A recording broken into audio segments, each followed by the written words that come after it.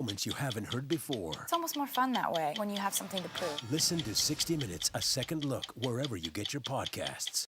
Eye on America, weeknights on the CBS Evening News with Norah O'Donnell. You've probably heard of the NCIS from the hit TV series, but we're about to take you inside its real-life work.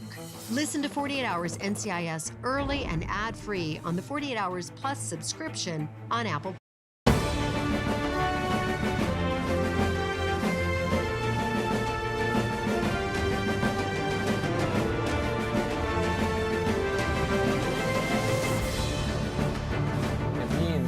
The tens of thousands of Israeli citizens and hundreds of thousands of Lebanese civilians will be able to return to their home, and it's designed to be a permanent end to this war. The FBI is investigating a series of threats to several of President-elect Donald Trump's cabinet picks. Now, Tater is here in a backup role just in case Tot can't fulfill his duties. So he's sort of like the vice turkey. Hi, I'm Scott McFarland, CBS News in Washington, and welcome to America Decides, and happy almost Thanksgiving. Several of President-elect Trump's picks were the targets of swatting and bomb threats this morning and last night. In a statement, his transition team said, quote, "With President Trump as our example, dangerous acts of intimidation and violence will not deter us." CBS News has learned these threats did not impact anyone with Secret Service protection, including the president-elect. Meantime, Trump has announced a flurry of new picks. Retired General Keith Kellogg was tapped to serve as the special envoy for Ukraine and Russia, and a doctor who opposed COVID lockdowns was selected to lead the National Institutes of Health. And after a long delay, Trump's team has signed some, but not all, of the critical transition documents with the Biden administration. My colleagues Nicole Skanga, Weijia Jiang, and Torian Small are tracking the latest on all of this. We have a dream team here. We begin with Nicole here at the desk. All right, so Nicole, we've heard some of the names associated with these possible swattings and bomb threats. What's law enforcement saying? Yeah, Scott, good to be with you, and let's break it down. So police are investigating this slew of overnight attacks targeting Trump cabinet picks and some senior to-be administration officials. The attacks range from swatting incidents to bomb threats. And just to remind our viewers, swatting, it's a dangerous, illegal tactic. Someone makes a false emergency call in order to prompt a dramatic police response. In some cases, SWAT teams dispatched to the homes of public figures, celebrities, enemies.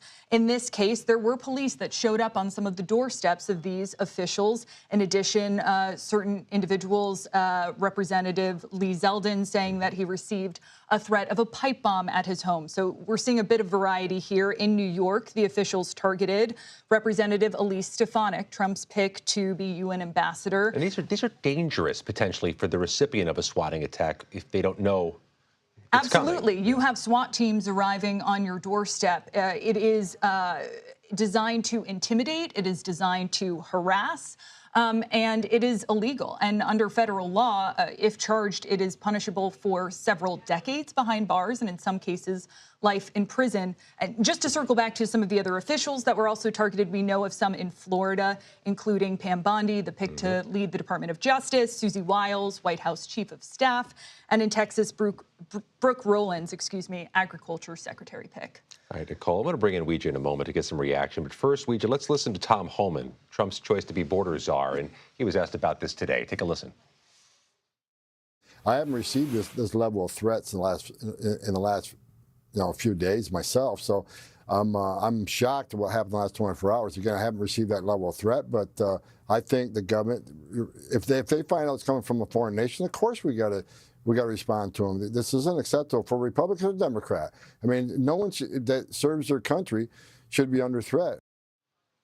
Weijia, more broadly, how is the Trump transition reacting to this?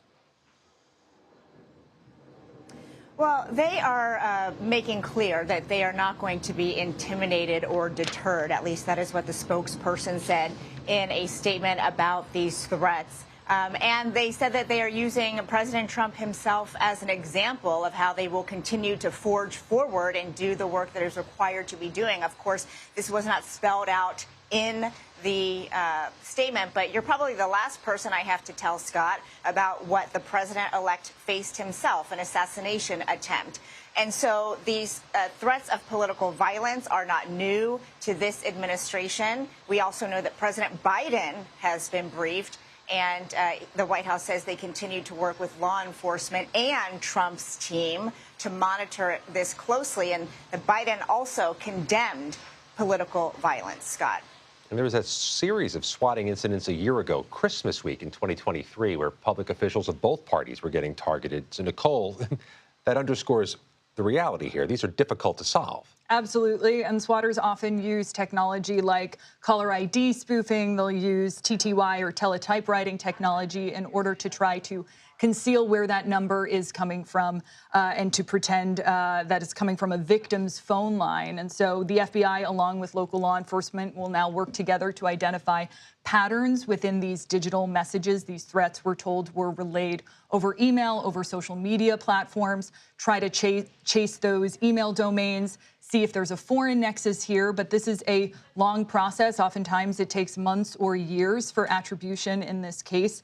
And, you know, just every law enforcement official I have spoken to today is reluctant to talk in more detail about this, Scott, in part because it is so dangerous and because they don't want to inspire copycat attacks. Copycats are a grave risk in this area. Weijia, let's talk about the business of the day. Over the past 24 hours, pretty busy for the Trump transition, announcing would-be designees for administration posts. What's the latest in the names you're hearing, and what do you make of them? Well, Scott, there are a couple names that really stick out to me because they sort of symbolize what we know to be true of what President-elect Trump is looking for. Disruptors, number one. And we see that from who he has chosen to lead the National Institute of Health, and that is Dr. Jay Bhattacharya. And we know that during the pandemic, he was extremely critical of the doctors who were leading the U.S. response to COVID-19, including Dr. Anthony Fauci. And he blasted the use of masks, lockdowns, and called vaccines propaganda. And we just interviewed a CBS News medical contributor, Dr. Celine Grounder, who said this, paired with the pick of RFK Jr. for Secretary of Health and Human Services, says to her that Trump is moving from science to politics. And she is really concerned and says many of her colleagues in the medical community are as well, because the two just do not belong anywhere near each other. So she is closely watching how this could reshape the agencies. And the second point that I want to make about Trump and who he's looking for is loyalty, which is something we've talked about from the beginning. And he appointed a Secretary of the Navy, and that is going to be John Fallon, who has no military experience. He has never served in the military, but he is a Trump mega donor and a businessman who leads a private investment firm, Scott. And Trump says that, you know, above all else, he is going to focus on the business of the U.S. Navy and carry out the America First agenda. So those two names certainly stuck out. Weijia Jiang in West Palm Beach. Nicole Skanga, the west side of the desk. Happy Thanksgiving. Good to hear. Thank you very much. Let's bring in Torian Small, who's in Nantucket, Massachusetts this Thanksgiving. All right, Torian, so what is the White House saying about Trump refusing to sign those transition documents that took so long for the transition team to sign? Well, the White House is certainly signaling that it's going to continue with its plan to ensure a peaceful transfer of power. A Biden official confirming that while the Trump team has signed one memorandum of understanding for the White House, others have not been signed yet. That includes the Department of Justice. DOJ spokesman telling CBS News as of 3 p.m. this afternoon, the Trump team has not agreed to the terms of its transition documents. That is pretty important because that would ensure security clearances, access to national security information, really important stuff there. But that same Spock is saying that the department is pretty confident that they will find progress toward an agreement sometime soon. Trump's pick for Chief of Staff Susie Wiles put out a statement saying that concerns about why this administration, this incoming administration, is rejecting these agreements is a bit overblown. She believes that she wants to cut costs for taxpayers by not agreeing to go through the traditional routes of this transition process, usually through the General Services Administration that usually funds the transition process. They're saying the Trump-Vance campaign can foot the bill in this time. Second day in a row, Tori, and pretty big foreign policy victory for the Biden administration. Ceasefire in Lebanon yesterday, and today securing the release of 3 longtime detained Americans in China. What is the Biden administration saying about this, or what can you tell us about the developments? Yeah, well, we know that this is happening in exchange for an unidentified Chinese national. These 3 Americans have been held in China for quite some time, the longest for over a decade, since 2012. According to the National Security Council, the president has been a part of these talks for some time now with China, including with Chinese President Xi Jinping, as recent as earlier this month during an economic forum in Peru. They've been having conversations about the release of these Americans. And as we saw, like you just mentioned there, Scott, this did in fact happen. Yeah, 12 years for the longest of those 3 detainees headed home to family finally. Tori and Small in Massachusetts, thank you. The first Trump administration was met by resistance from Democratic activists, lawmakers, and grassroots groups. Up next, we're joined by the CEO of an organization that took the Trump administration to court more than 100 times. You're watching America Decides.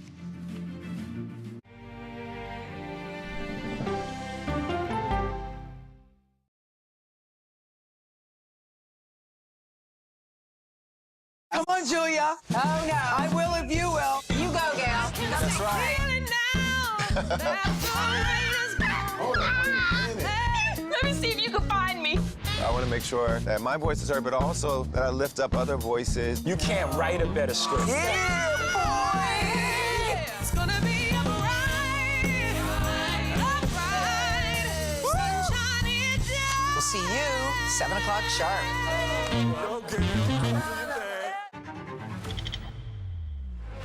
How fast do you think you were going? 195 miles an hour. This is incredible. How close did you actually come to being killed? That close.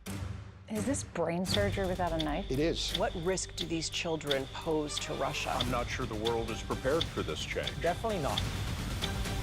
Who's the best coach in college football today? Let me see a mirror. It's time for the CBS News original, 60 Minutes, Sundays on CBS and streaming on Paramount Plus. Go to the ends of the earth. Right now. We got something crazy. And reach for the stars. Here we are. Time. Yes, it's my comeback. Hey, this is pretty fun. But wait, there's more. Experience thought-provoking, Welcome to the idea of being a human being. innovative, and truly original reporting. Look through a telescope and go, wow. Because there's always something new under the sun on CBS Sunday morning. I'm a voracious consumer of information and constantly curious. I want to know the basic facts of every issue and to press into the heart of the matter. Information is the currency of democracy, and that's what we bring to the table every Sunday. When you need your sports news all the time, we've got breaking news to bring to you. CBS Sports HQ gives you a snapshot of all the sports that matter to you. Big news coming out of the NFL. A lot of movement in the rankings this week. With highlights. What a finish at the final round of play. And in-depth analysis. Can they three-peat? Tony Romo joins the conversation. What can you say about this game? When you need your sports in a snap, we're bringing you that breaking news right here on HQ. Find it on CBS Sports HQ. Streaming free anywhere you are. At this moment, terrorists could be plotting another attack. 9/11 triggered a counter-terrorist system that included a secret database. This person needs a closer look. A growing list of nearly 2 million people, including some Americans who say they're innocent. For 1 hour flight, I have to spend 6 hours to go and come back. CBS Reports explores the system, the people responsible for it, and those pushing for change. I'm not fighting against them. I'm fighting for them to do the right thing. The Watch List, now streaming on the free CBS News app. A CBS News investigation. People looking for love, finding their life savings gone. This could happen to anybody. And sometimes losing their lives. Anything for love. Now streaming on the free CBS News app. Don't you ever let anybody take your power from you. You have the same power that you did before November 5th. That was Vice President Harris's most recent message to supporters after the Democrats' second loss to Donald Trump. 8 years ago, when Trump took office for the first time, we saw an immediate response and 4 years of proactive resistance. So how fierce will the pushback be this time? Skye Perriman joins us now. Skye is president and CEO of Democracy Forward, which is a nonprofit, progressive-leaning legal organization. Skye, thanks for making time on a holiday week. What may be different this time? How might your challenges be different than they were in 2017? You know, I think this is a challenging time. We have a president-elect that on the campaign trail distanced himself from Project 2025, disavowed it, and we're already seeing him appoint a number of people, or at least announce the intention to appoint a number of people that really want to accelerate an extreme agenda. And so it is going to be important that people in communities have representation in court this time, because a lot of what the president-elect and his associates are planning to do is not only harmful, but it is unlawful. So I think you'll see a lot of litigation. That is certainly what we are planning, and at Democracy Forward, should the administration break the law. And I also think that you'll see a lot of people in community really seeking to build their own collective power, institutions standing up for science, for evidence, standing against extremism is going to be really important this time. You mentioned Project 2025 as a possible source of pushback, maybe as a source of litigation. That thing touches on everything from veterans issues, Social Security, nuclear policy, communications. How do you triage or pick what might be first? Well, I think that the president-elect has made clear now in these days after the election a range of things that they're going to seek to accelerate, including undermining the ability of our government to work for all people through our independent civil service, undermining healthcare access, and a range of things that people and communities rely on. And so, you know, it will be important that all people use their voice in this time, and triaging it, I think, is really some of the most extreme proposals seeking to weaponize the government against the American people. Those are the ones that you're going to see immediate and forceful responses to. You're not a political organization, you're a nonprofit, but perhaps it's worth noting that some progressive media audiences have declined since the election. Those who cater to the progressive audience may be having a more difficult time mobilizing the troops, galvanizing the troops. Have you noticed that? Has your organization seen maybe a lack of enthusiasm or fervor that you may have enjoyed in 2016 and 2017? No, what we've actually seen is that institutions are much more organized than they were last time. I think it was hard for the American people and hard for many organizations to really envision the level of extremism that we saw in the last administration. This time, the legal community is more prepared. We have launched an effort called Democracy 2025, which you can go to the website, democracy2025.org, to see hundreds of organizations that have coalesced around, of course, a hope that this is an administration that will govern and will serve all of the American people, but a real resolve that if they don't, and if they break the law and engage in policies and activities to the detriment of people and communities, that there will be representation in court and in other spaces for those communities to push back. Don't you see Republicans also being more unified and more organized to champion Trump's policies? You know, famously, John McCain stood up to then President Trump and stopped the repeal of the Affordable Care Act. Is it a bigger hurdle for you that Republicans seem to be more speaking with one voice this time? You know, it's interesting. I don't think we've seen that, at least in the last few weeks. We've already seen the president-elect have to walk away from one of his nominees to lead the Department of Justice because there was not unity on that. But we do know that there is an organized, very far-right effort in this country. That is an effort that does not represent the majority of people. We saw the majority of people have rejected Project 2025. It's why the president-elect had to distance himself from it. In deep red states, we saw ballot initiatives on abortion access and public education and climate win this last time. So we know where the American people are, and I do think but we also know that there is an organized opposition. Who do you see as being the face of the initial resistance in the coming years? Now, there were some Democrats who overachieved down ballot. There are some aspiring, likely future candidates, but who would you recommend or see as the face of the resistance? You know, what I hope is that you'll see the faces of people and communities across this nation, those that may not agree on everything or every policy matter, but that all agree on the importance of democracy and the importance of a government for all people. I hope that what we see is those diverse communities, everyone's from veterans to healthcare to frontline workers to voters to students to parents, really unified in this moment to say that there is no mandate for extremism. There is a candidate and now a president-elect who won electorally, but he only did so by distancing himself from these extreme policies that he's now seeking to accelerate. And so what I hope we see and what we will work to see is that it will really be we the people that will need to be the face of this next chapter of American life. Sky Paramount, we'll monitor your work moving forward. Thank you very much. Thank you. Thanks for having me. President Biden has announced a new push to end the conflict in Gaza after the U.S. helped secure a ceasefire between Israel and Hezbollah. Ahead, we'll look at the impact. You're watching America Decides.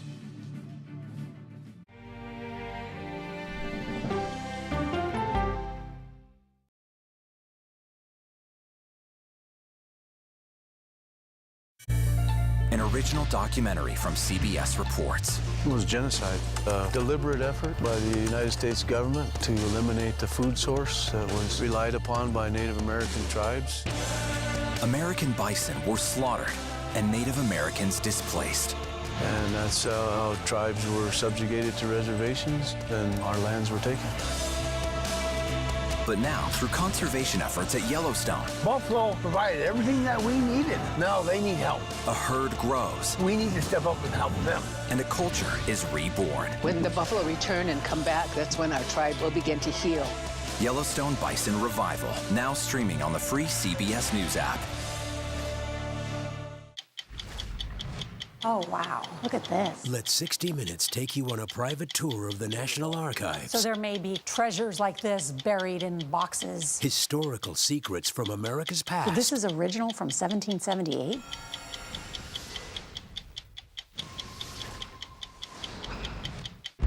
This case. It's like a screenplay, something straight out of Hollywood. But it's not fiction.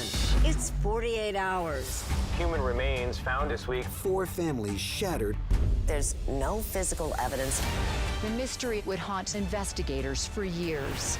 There's some questions that have to be asked and need to be answered. Like a John Grisham novel. A gripping true crime original. 48 hours. Now streaming on the free CBS News app. When you wake up in the morning, we want to be your go-to team. On our places. Bright, shiny faces. Nate has one of the quickest minds I've ever seen. Put me in the game, coach. Tony has a way of making people feel comfortable. The best interviews feel like it's just a conversation with a neighbor. Hey. Gail has this unbelievable knack to ask a question that is the question that you're asking at home. I've been told I could talk to a tree, and that's pretty much true. I don't go to work in the morning. I go for coffee with my 2 good friends, and we talk about the world. Your morning routine just got better. CBS Mornings, weekdays at 7. I'll see you in the morning. Listening to how someone explains themselves is so key to understanding their perspective. The grief of losing a child is immense. You can't breathe. After decades of the war on drugs, things have only gotten worse. Every shipment of fentanyl is a ticking time bomb. 50 times more powerful than heroin. CBS Reports goes deep into Mexico. What is your role in the Sinaloa cartel? To find out why the cartels keep getting stronger and wealthier. This is a war, but we're not fighting it. Our citizens are dying. Funding Cartels, now streaming on the free CBS News app. President Biden says his administration is making, quote, another push to end the war in Gaza after the U.S. helped broker a ceasefire between Israel and Hezbollah, a ceasefire that took effect today. CBS News foreign correspondent Deborah Patta has more from Jerusalem. Israel and Hezbollah exchanged heavy fire until the very last moment before the ceasefire began. But from early this morning, the skies were quiet for the first time in more than a year. Under the agreement, Israel must withdraw from Lebanon and Hezbollah retreat north of the Litani River, while Lebanese troops and UN forces keep the peace. Despite official warnings that it's still too dangerous to go home, thousands of displaced Lebanese strapped their belongings onto their cars and headed south, almost as quickly as they'd fled the violence before. Here, so many found that they had lost everything. Across the border, Israelis evacuated from the northern Kiryat Shmona were also reeling from the losses of war, and people are worried there that the truce will be breached. There is distrust on both sides. It's going to be a tense 60 days waiting to see if this ceasefire holds. And this deal has also revived hope for a Gaza ceasefire, but a former Israeli military intelligence officer told us he's convinced Israel will not be leaving the Palestinian territory for a very long time. Back to you. Thank you very much, Deborah Patta. CBS News contributor Robert Berger joins us now from Jerusalem. Robert, thank you very much. What does this Hezbollah peace deal for Lebanon mean for Gaza? Any impact? Definitely. I think, Hamas has been isolated now because Hezbollah is no longer part of the fight. Hamas's strategy all along, according to U.S. and Israeli officials, was to try and turn this into a regional war, and they really succeeded for a while. Israel and Iran have traded direct blows for the first time in history this year, a couple of times with ballistic missiles and airstrikes. And now Iran, who is the sponsor of Hezbollah, is basically out because Hezbollah is out. So that leaves Hamas on its own now to deal with the war with Israel that's been going on for more than a year. Perhaps they'll be more likely to move toward a deal. That's the hope anyway. So what are the obstacles, or at least what are the greatest obstacles between Israel and Hamas getting to this agreement? The obstacles are the same as they have been all year. Hamas is demanding a complete end to the war, not a ceasefire, which has been basically what U.S. and other mediators like Qatar and Egypt were trying to get, was a phased deal with starting with a 6-week ceasefire. Hamas wants a complete end to the war, permanent end to the war, and an Israeli pullout from Gaza to win the release of those about 101 hostages still left in Gaza. Israel refuses to agree to that because the stated aim of the war is to destroy Hamas, and that hasn't happened yet. Does President Biden leaving office change the calculus here at all, or the recipe towards success?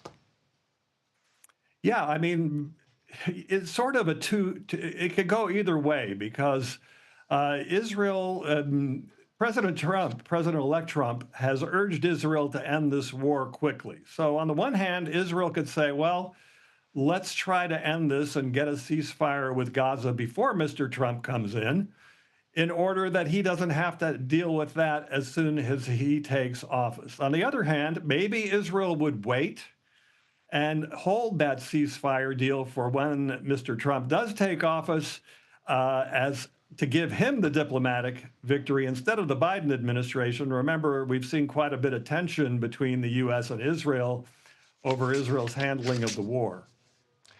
The 60 days that's been built into this ceasefire agreement between Israel and Hezbollah seems to be a lot of runway, a lot of green in front of the combatants. Is there any concern it won't hold for 2 months? Of course, there's certainly that concern.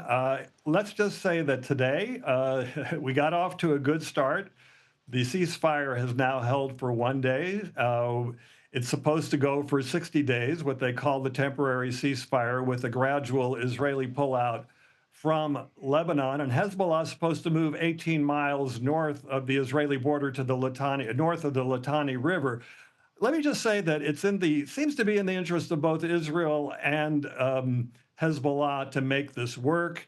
Israeli forces are exhausted after 14 months of war, including both fighting in both Gaza and Lebanon. They're running short of munitions, while Hezbollah has suffered severe blows from Israel, including the assassination of its top leaders. So seems to be in the interest of both sides right now to make this work. Domestically here in the U.S., it's hard to escape this bottom line question. What are the prospects for there being real progress overall in the Middle East before January 20th, before the next president takes over? Well, it's kind of dangerous. We've learned over the past year or so that timetables for a deal or for a ceasefire, it's kind of dangerous to make a prediction. Remember back in March, President Biden said that he expected that there was going to be a deal in a week.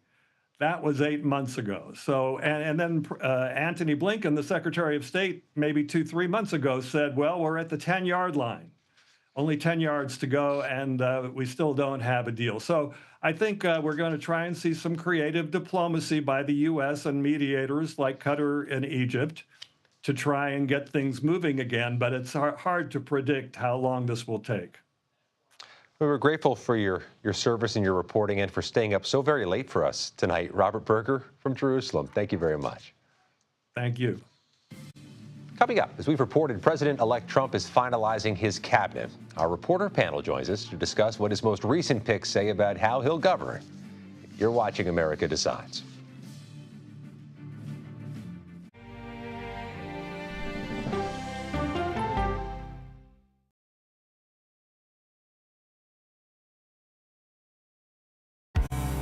An original documentary from CBS Reports. That desired farm, it's a wonderful place to raise children, and it still is. Promises broken. Black Americans have been the target of racism and discrimination pretty much from the time they acquired ownership in the land.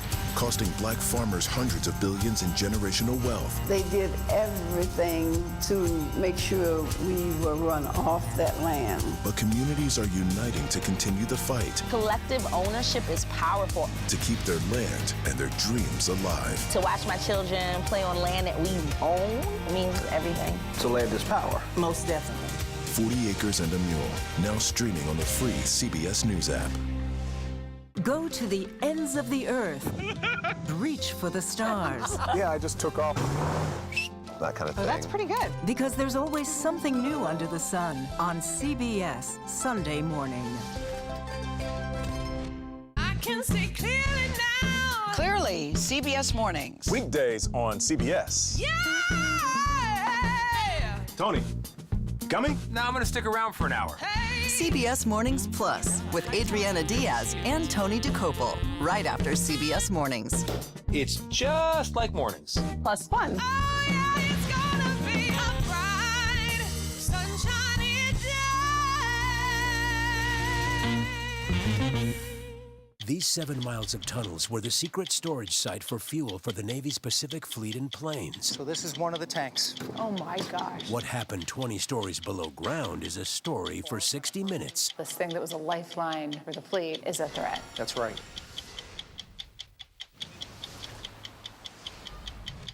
I'm Erin Moriarty of 48 Hours, and of all the cases I've covered, this is the one that troubles me most. Listen to Murder in the Orange Grove, the troubled case against Crosley Green, wherever you get your podcasts. An original documentary from CBS Reports. AI is among the most world-changing technologies ever. Curing diseases, scientific breakthroughs, making lives better. They can help us with medical discoveries, scientific discoveries, doing better agriculture, having cures for things like Alzheimer's. It's also going to really transform the way we work. The uplifting potential of artificial intelligence is limitless. It gives you a friend, somebody to chat with 24/7 that is non-judgmental. He makes me feel loved and desired. And so are its downfalls. The problem with all this AI is that it's unpredictable and uncontrollable. The choices we make now will have lasting effects for decades, maybe even centuries. The ChatGPT revolution, now streaming on the free CBS News app. Sunday morning, a visit with the Wayans at Papa's house, plus affairs of state with the diplomat, and in praise of pigeons. Listen for the trumpet. And I will end the war in Ukraine. Should have never started. If I were president, would have never started. Donald Trump has long promised he could end the war in Ukraine on day one. Now he's tapped retired Lieutenant General Keith Kellogg to help him try to get that job done. Kellogg served as chief of staff on the National Security Council during the first Trump administration and was also Vice President Mike Pence's national security advisor. Let's bring in our reporter panel tonight, Tom Lobianco and Mia McCarthy. Tom is co-founder, national political reporter for 24 Site News, and Mia is politics reporter for Politico. Thank you both. Tom, let's start off with Trump's promise to end the wars abroad. What do you make of the pick of Keith Kellogg as special envoy for Ukraine and Russia as part of getting that job done? Yeah, Kellogg's a very interesting selection coming out of the America First Policy Institute. Certainly, the first Trump administration. We all know him as then Vice President Mike Pence's national security advisor. But folks inside Trump world will tell you that he was an early supporter of Trump, and even during the Republican primary, he actually backed Trump over Pence. Now, he's a little bit more of a traditional, conservative war hawk, so to say. He does not seem to come out of that fold of Tucker Carlson, Tulsi Gabbard, Russia adjacent style. And it's certainly interesting seeing him picked over Rick Grinnell, who had been floated as that possibly for that envoy to Russia and Ukraine. Did that selection surprise you at all? Late in the game here, in these, as things have sort of normalized, so to say, and I use that term loosely, referring to all Trump administrations. But certainly after the Matt Gaetz kerfuffle, things have kind of settled a little bit, and the America First Policy Institute has kind of been the shadow White House, the White House in waiting, and he's been very close with that wing of Trump world. So this seems to signal more of a normalizing and a stabilizing of these selections. Mia, I want to pivot to you. Your new reporting on Trump's incoming National Security Advisor designee working well with the current one, Jake Sullivan. It was a striking headline we saw from your reporting. Tell us more about it. Sure. So Mike Waltz, he's a Florida congressman who's been tapped as Trump's national security advisor. He said in an interview over the weekend on Fox that he was working with current national security advisor Jake Sullivan. It was definitely, a little bit different than some of the headlines we've been seeing recently. But I think the message that Waltz was really trying to portray, especially to foreign adversaries, was that this is not a time for foreign adversaries to have any funny business going on. I think they were trying to portray the message that, they are working together. This is not a transitionary period of chaos, especially in regards to national security issues and especially in regards to our foreign adversaries. It's been a real intense few weeks. You've been covering the Trump transition, and it's coming at us like a fire hose.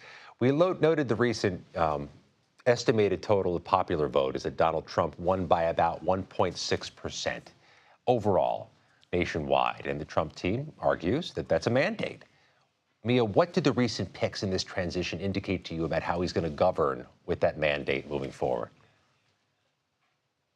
Yeah, I think these picks so far, especially, first with the Matt Gaetz kerfuffle, that was almost in some ways a way of testing that mandate. There were plenty of lawmakers that I had talked to who said that they were planning on supporting any, cabinet picks that Trump put forward because he had this mandate. Now, as you mentioned, that percentage of the quote unquote mandate has decreased slightly.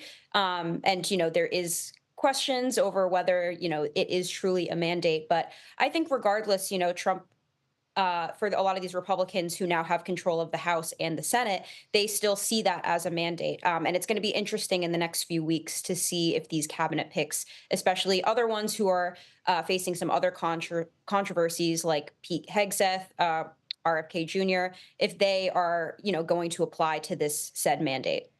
Tom, let me bounce that same question off of you. Are you detecting any roadmap Trump's laying out for how he's actually going to govern?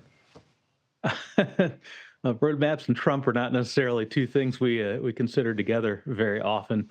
But it has been very fascinating to me in terms of these nominations and the types of people who are being floated now, as Mia noted here, that a lot of it seems to be reflective of the Senate's response. I saw Jim Risch, who is, he's not a hardcore Trump loyalist, but certainly no softy when it, comes to the Senate Republicans, mentioning to a reporter recently, I think it was in regard to the Tulsi Gabbard nomination, saying, well, let's just see what happens after the hearings. And that goes to, just a few weeks ago, and this goes to the overall question of a mandate. Just a few weeks ago, you had a lot of the Trump folks saying, we're going to shove these nominations down the Senate's throat, and we will use recess appointments to do that. Now you don't hear that talk as much. I think, again, reflective of the actual results themselves and the way that everybody is reacting to these things, you're starting to see a settling around Washington. Well, things have settled sufficiently, Tom, that Democrats and members of the Harris campaign are finally speaking out with their diagnoses of what happened and what went wrong. I want to take a listen to some of what they said over the past 72 hours. Republicans don't make Trump apologize. As Stephanie said, we don't have to mimic it. But I think that there are a lot of times where if you're in the Democratic Party and you step out of line, you get punished for it. All right, Tom, what do you make of that? Oh, that was very fascinating. I saw that podcast, and one of the things that was really interesting coming out of that, they talked at length further in the podcast about the trouble that they had on the campaign getting on some of these popular podcasts like Hot Ones. And a lot of podcasters were saying that they just didn't want to get involved in politics. And I think that this gets to, it's two different cultures. When you look at Democrats and Republicans, it gets to a lot of the problems that the Democrats and the center left are dealing with right now is how do you get through to culture, particularly in a time when Joe Rogan and Dana White and Theo Von are very much ensconced on the right and very happy to be a part of that, but not so much kind of your center-left podcasters. So they have some big problems to deal with. Not to mention any number of progressives and Democrats tuning out politics right now because of the results of the election. And Mia, let me ask you this. We've heard so much about Pete Hegseth and Tulsi Gabbard to a degree.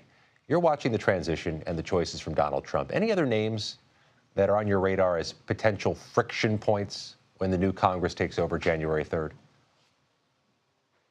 Yeah, for sure. I think the main spotlight is definitely on the two of them. There have been, plenty of discourse about both of those picks from Democrats and even Republicans not necessarily fully supporting. So I think that's definitely where the main focus is going to be. But there are still going to be some other picks that, have some friction as they face Senate confirmation. I think one of those examples, Pam Bondi, the Attorney General, I think Durbin, he had said he had some issues with her, and he does just need a full she does just need a Republican majority to get through. So, assuming that Murkowski and Collins are behind her, I think with Gates, it does make it a little bit easier. But she is a Trump loyalist. She is someone who, has defended a lot of what Trump has said in the past. So I wouldn't be surprised if that caused some friction.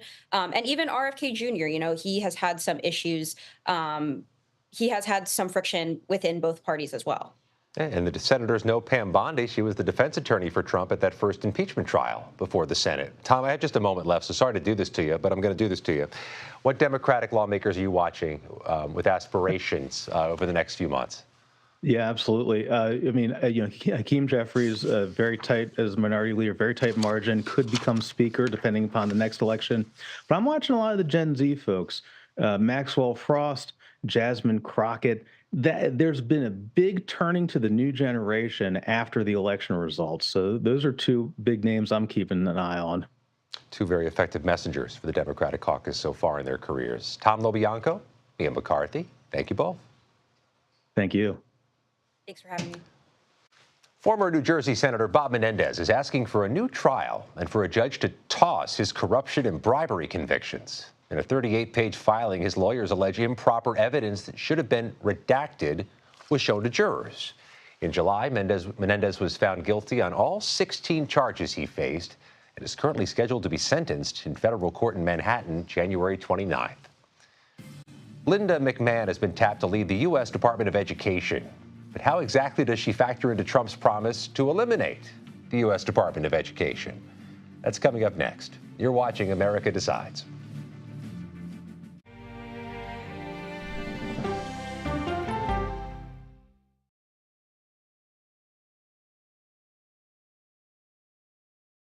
Politics isn't a game. The data says you do have a women problem. Politics is about policy. Isn't that giving people false hope? I'm a voracious consumer of information, and I'm impatient. I don't like to be spun. To be moderator of Face the Nation is not an anchor, it's not an actress. You are up here to moderate a conversation. That means bringing the most powerful stakeholders to the table to become better informed.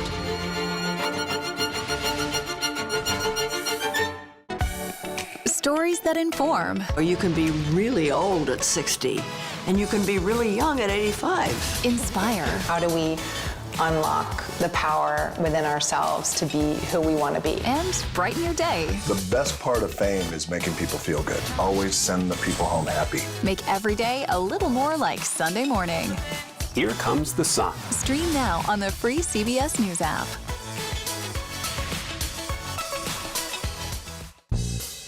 Superstar approaching, superstar approaching. Just get your popcorn and get ready. Come on, Julia. Oh, no. I will if you will. You go, gal. Yeah, boy! Hello, everyone, and welcome to our Dragon capsule here in space. Sightseers in space, the thrill of a lifetime. Seeing the Earth from space, it was so exhilarating. But the risks that come with the territory. There have been 4 fatal accidents. That's a 1% fatal accident rate. Might make you look before you launch. If you had 1 out of 100 airplanes falling out of the sky, we'd have a public crisis. Space tourism, now streaming on the free CBS News app.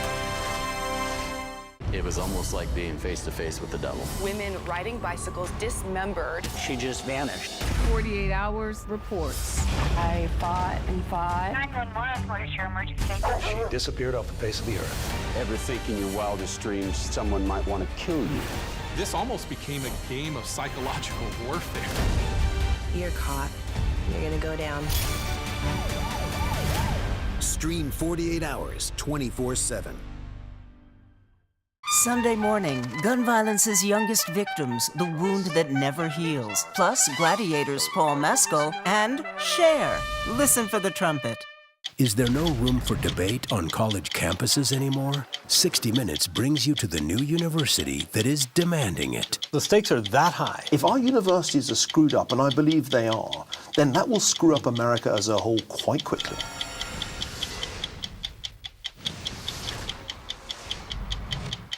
Don't miss true crime anytime you want, anywhere you go, with 48 Hours Podcasts. Real crimes, real lives, real justice. Listen to 48 Hours Podcasts wherever you get your podcasts. Welcome back to America Decides. While on the campaign trail, President-elect Donald Trump vowed to shutter the U.S. Department of Education, and an effort to do so is already in the works before his second term begins. Last week, South Dakota Republican Senator Mike Rounds introduced this legislation that would abolish the department 180 days after the bill becomes law. But if the Education Department is actually eliminated, how exactly would that affect school systems across the country? Erica Meltzer may have the answer. She's national editor at Chalkbeat, a nonprofit news organization that covers education in the U.S. Erica, let's start right there. Try to draw a line, if you can, between eliminating the Department of Education and K-12 schools or higher ed in America. I think it's really important for people to understand that most school funding comes from the state and local level, and that we will still have public education if the Department of Education goes away. The department only goes back about 40 years. At the same time, the U.S. Department of Education provides a lot of important functions. They provide billions of dollars in funding to high-poverty schools. They provide guidance around civil rights enforcement and how to best serve children with disabilities. And they provide a lot of higher ed functions as well, for example, running the financial aid system. And so I do think people would notice if the department went away. We know the Department of Education tried to navigate that crisis this year with the free application for student aid, the FAFSA program. Does this embolden the proposals to get rid of the department, or is that a firewall against proposals to get rid of the department because you see the impact they can have on student loan applicants? I think a lot of the proposals to get rid of the department, sort of what would the impact be? It depends on sort of, like, for example, that's a function some people think it should go away entirely. Some people would say that could be handled elsewhere within the government. I do think the problems with the FAFSA, which were real, did give more energy to this idea that it's an overloaded bureaucracy that's not really serving students.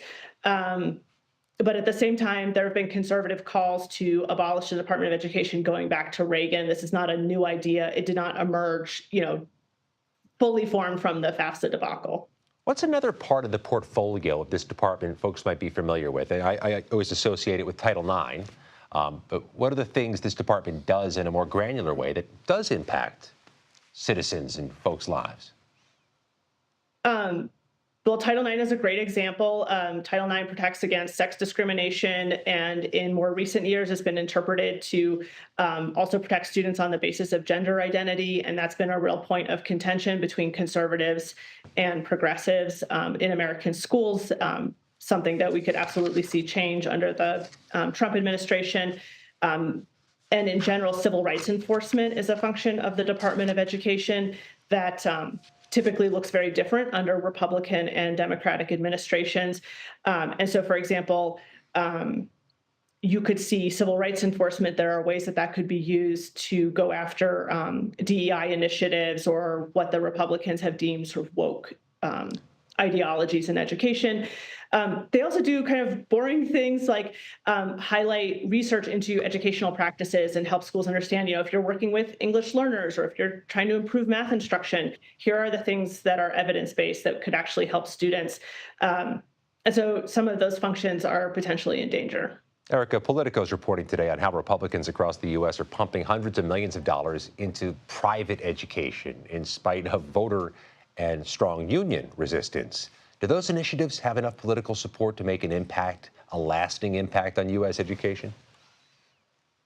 This is something that's really developing at the state level. We have, I believe, a dozen states now that have universal school vouchers.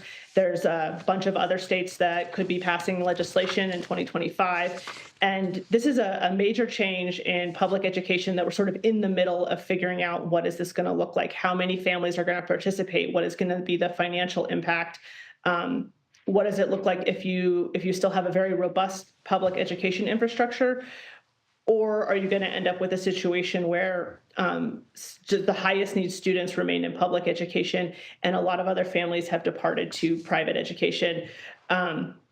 A lot of that's playing out at the state level. It started to develop under the Biden administration, so it wouldn't necessarily have been stopped if Kamala Harris had been elected. But I think we will see more support for school choice at the federal level under a Trump administration. Just a moment left, Erica. Trump's pledge of mass deportations, what impact might that have on schools? So it's been really unclear sort of how much he can actually carry out this pledge and to what extent it will affect sort of regular working people versus people who are maybe already in the criminal justice system in some regard. But we have seen in the past when immigration enforcement has carried out these large-scale workplace raids in communities, thousands of children can see their parents detained overnight, and it has huge ripple effects on public education. We covered a lot of ground there, didn't we? Erica Meltzer, I appreciate you making time for us on a holiday week. Thank you very much. Thanks for having me. Well, tomorrow is Thanksgiving, so will the political knives be out? We have new polling on whether people plan on bringing up politics during Thanksgiving dinner. You're watching America Decides.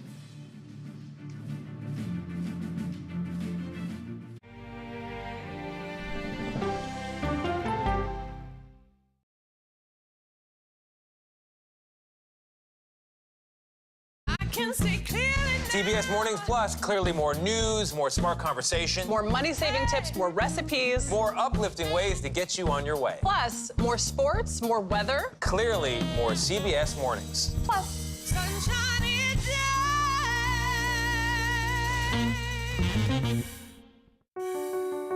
Washington is the seat of power. National security, foreign policy, global economics, every story comes through Washington in some way. We bring some of the most powerful voices in America to the table. We don't just ask the questions, you have to go deeper. We try to understand what's at the heart of the issue we're talking about, to then come forward with solutions. Face the Nation on CBS. I have a dorky look to me. I don't look like a criminal at all. 60 Minutes has reported on fraudsters, criminals, and hoodlums, but what this minor league thief was able to do surprised even us. These are Yogi Berra's World Series rings. A sports story you'll have to see to believe. Need more time with 48 Hours? Go deep behind every true crime episode with first-hand accounts from 48 Hours Investigations. Were you at all prepared for what happened in this case? Shock is the word that comes to mind. Get inside the twists and turns and get in on the case. Listen to Postmortem from 48 Hours, now available wherever you get your podcasts.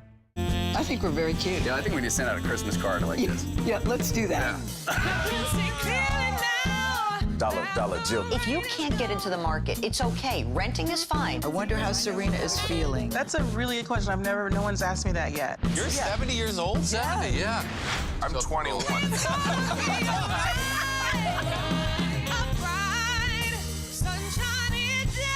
We'll see you 7 o'clock sharp.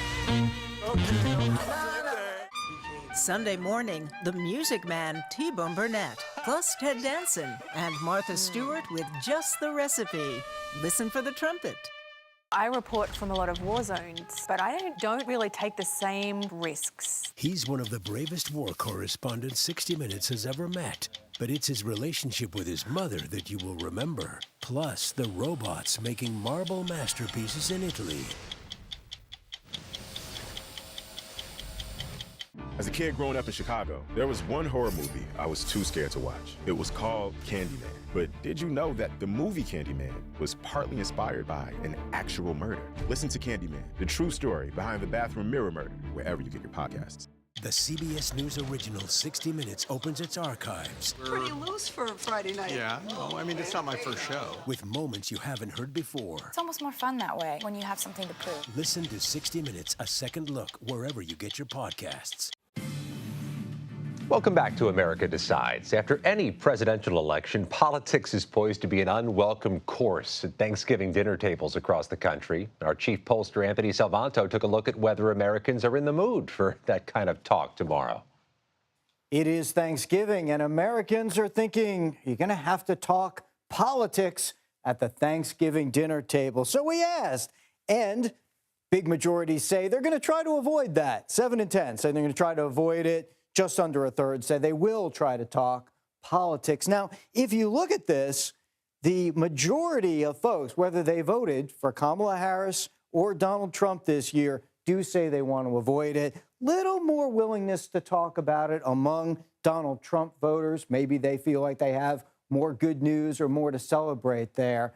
But take a look at what happens when you compare what people think the other folks at dinner voted for. You see that folks who think that they are going to be gathering with people who voted the same as them are a little more willing to talk politics. But if they think that they're going to be with a mix of different voters in there, they're a little less willing to talk politics. Maybe they don't want to get in those arguments. Maybe they're exhausted by it after a long election year. And I will show you that we do find a lot of folks are going to be in with a lot of different people. About 4 in 10 Harris voters are going to be gathering with folks they believe voted for Harris. About 4 in 10 Trump voters say they're going to be gathering with people who voted mostly for Donald Trump, but a lot of folks aren't sure or in a mix of both. But bigger picture, we asked people, what are you thankful for this year? And the answers, number one, far and away, is family and friends. That is followed closely by your health, freedom, faith, and oh, by the way, all of that really eclipses anything in politics, which I put here just for comparison. And on one note, to show what a lot of voters have in common after a very contested and some might say divisive election year, whether you voted for Kamala Harris or for Donald Trump, we find big numbers and even numbers who each say that they are especially grateful for family and friends. Happy Thanksgiving, everybody. Anthony Salvanto, thank you very much. Same to you. There's only one way to end a politics show on Thanksgiving Eve, by looking back at Thanksgivings at the White House in previous years. And you can't forget the turkey pardon. But there is a major debate as to who was the first president to start the turkey pardon tradition. Some claim it was Abraham Lincoln, but most believe it's between Presidents Harry Truman and President John F. Kennedy. While Truman was first to receive a turkey as a gift, his presidential library argues he actually ate the turkeys. In 1963, when presented with the bird, Kennedy said, quote, "Let's keep him going." Nevertheless, the tradition has certainly stuck and has become a beloved event at the White House. So here are some of those highlights. You are hereby pardoned. You will live in Disneyland. Now, Tater is here in a backup role just in case Tot can't fulfill his duties. So he's sort of like the vice turkey. We're working on getting him a pair of aviator glasses.